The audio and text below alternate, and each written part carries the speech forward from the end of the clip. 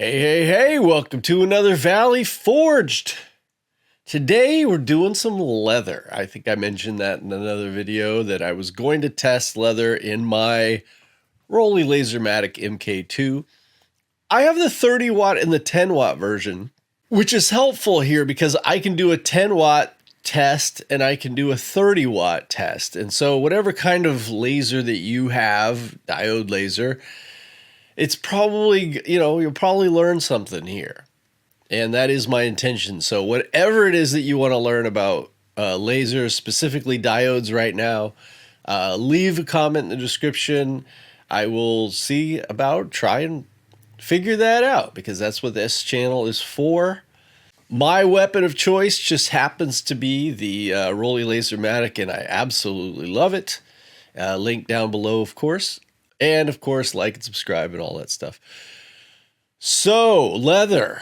I love working with leather on lasers. It's just one of my favorite things. And I have a couple of wallet patterns that I have made, and I have them on Etsy. And of course, link below for that. They both cut out beautifully on diode lasers, anywhere from 10 watts to I've done up to 50 watts. And, they've all worked great. I haven't done a lot of engraving, just basically my logo, and that's about it. But as far as cutting things out, I haven't had a single problem on any diode laser I've used. I think the difference is some, settings are everything. Settings. So you've got to test, but the difficult part is leather is expensive. And so if you want to do some tests, of course you want to try and use your scraps or whatever. I have some here that I did lots of testing on, and they all look somewhat similar. I mean, this is below here you've got tests that I did at 30,000 millimeters per minute. At 100, between 20 and 50% power. But then I brought it down to 15,000 millimeters per minute and the same powers, and really not a ton of difference. Yes, it's noticeably deeper. It's noticeably deeper when I went 15,000 millimeters per minute. Now this is my 30 watt setting. And it's noticeably deeper, but the color difference isn't that much different. Then I switched it to 10 watts. And so up here I have the 10 watts, and they looked great. So everything looked good. 10 watts, 30 watts didn't seem to make much difference on these big circles. I did notice a little oblong thing here on one of the circles at 30,000 millimeters per minute. I think that's probably even my table shaking a little bit, even though I built a really sturdy table. I think that's one thing we need to think about when you start going really, really fast is having a super stable place for your laser, because that is just moving everything back so quickly. So yeah, I switched it to 10 watts. Everything looked great, but it's really hard to see detail when you're just doing little circles. So then I switched over for engraving to see, okay, well, do I notice any difference in engraving between the 10 watts and the 30 watts? So what we have here is, this one is the 10 watt version, and then this one here is the 30 watt version. What an interesting test. I mean, I'll put up a picture of it. There's no doubt that the 10 watt is much cleaner looking. If you look at the A and the ace, you could tell it's just much more crisp. But yet somehow I got more dynamic range when I used the 30 watt. Now, of course, settings, again, are everything. Is there a way I could get the settings to where they will be the best of both worlds?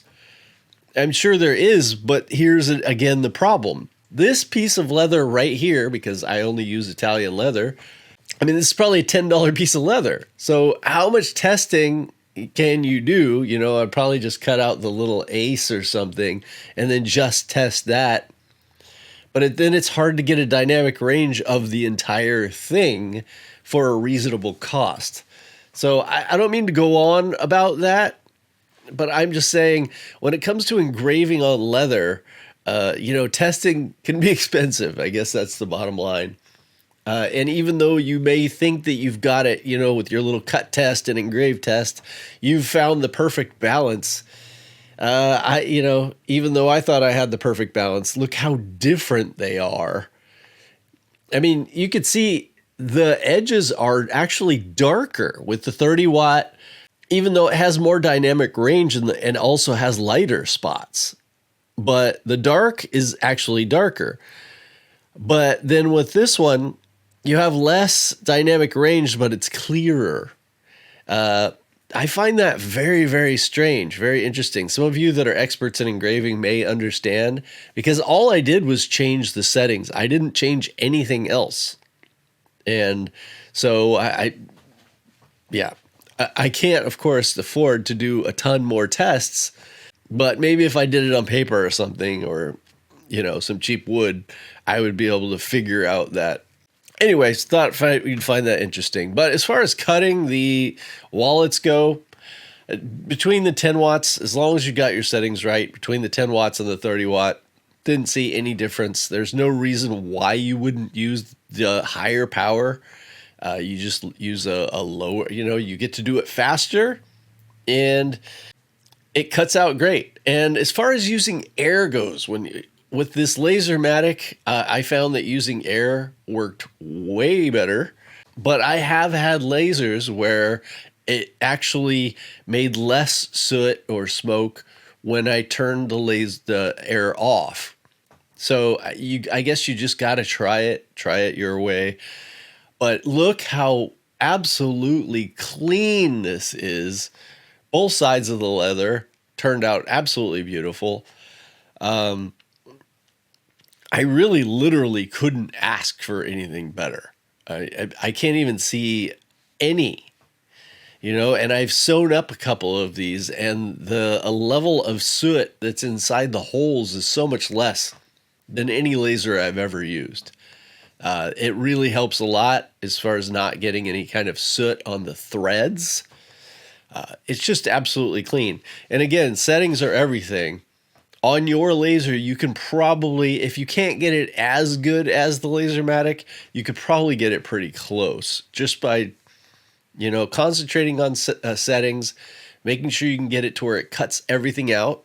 You know, all those little holes, they need to be cut out, but you don't want to overcut them to where you're going to get a lot of soot. So it's a fine line, but once you get it down, I mean, hey, you know, I've made 100 wallets.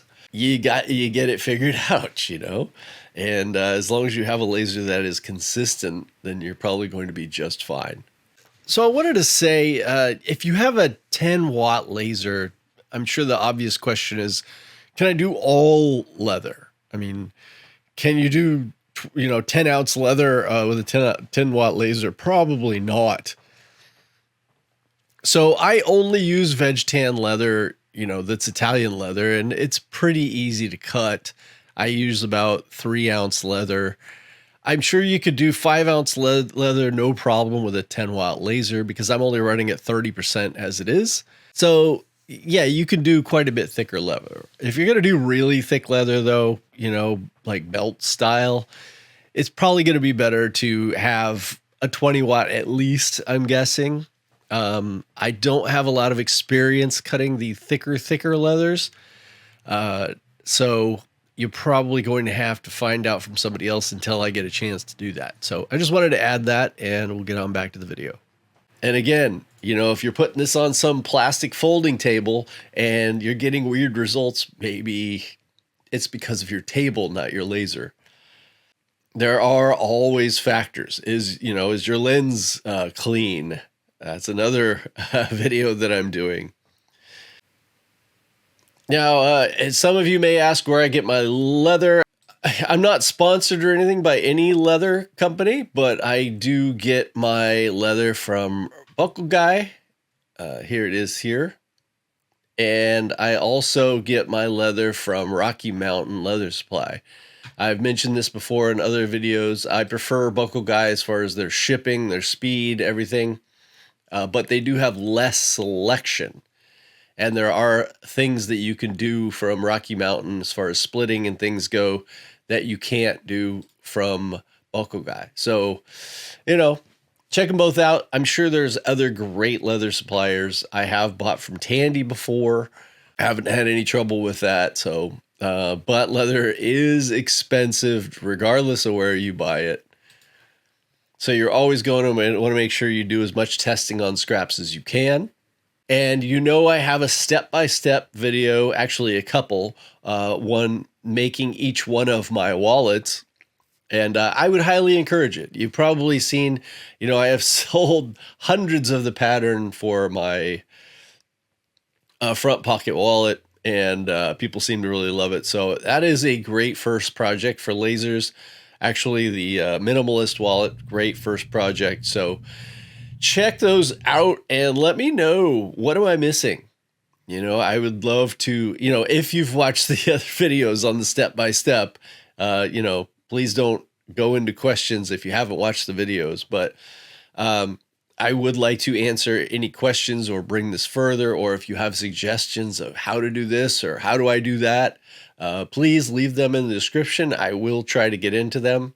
Again, leather is something I absolutely love doing on diode lasers, and I think there needs to be a lot more information on it, but I don't know the things that you have the questions on. So please leave that and like, subscribe, and I will see you in the next one. Love y'all.